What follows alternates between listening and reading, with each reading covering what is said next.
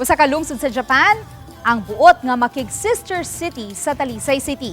Gahapon mibisita sa Talisay City Hall ang mayor sa lungsod sa Mifune, Kumamoto, Japan nga si Masayuki Fujiki ug mipadayag sa intensyon nga mosulod sa kasabutan.